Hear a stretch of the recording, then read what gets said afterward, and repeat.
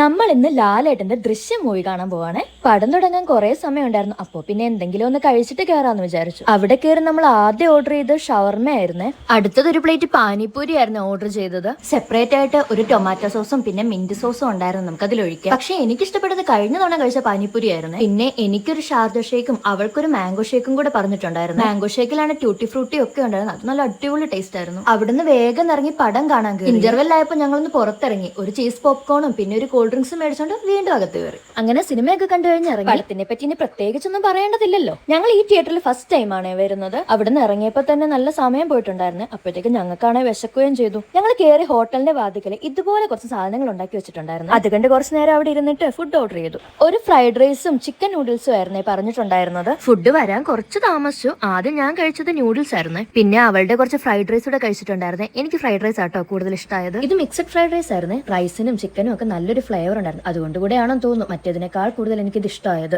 ഇവിടുത്തെ അൽഫാം നല്ലതാണ്. അതോടെ ഒരെണ്ണം മേടിച്ചു. മുഴുവനൊന്നും കഴിച്ചില്ല, ബാക്കി പാഴ്സലാക്കി. അവിടുന്ന് ഇറങ്ങിയപ്പോഴത്തേക്ക് ഇത് ഇരുട്ടാറായിട്ടുണ്ടായിരുന്നു. പിന്നെ കുറച്ച് സാധനം കൂടെ മേടിക്കാനുള്ളതുകൊണ്ട് തൊട്ട് അടുത്ത കടയിലോട്ട് കയറി. അവിടെ ക്ലിപ്പൊക്കെ അറേഞ്ച് ചെയ്ത് വെച്ചിരിക്കുന്നത് കാണാൻ തന്നെ നല്ല ഭംഗിയുണ്ടായിരുന്നു. അവിടുന്ന് ഇറങ്ങി നേരെ പോയത് ബസ് സ്റ്റാൻഡിലേക്കായിരുന്നു. പക്ഷെ കുറെ നേരം നിന്നിട്ടും വണ്ടിയൊന്നും വന്നില്ല. പിന്നെ ഞങ്ങൾ ഒരു ഓട്ടോയിലായിരുന്നു വീട്ടിലോട്ട് വന്നത്. അപ്പൊ ഇന്ന് ഇത്രയേ ഉള്ളൂ. ടാറ്റാ.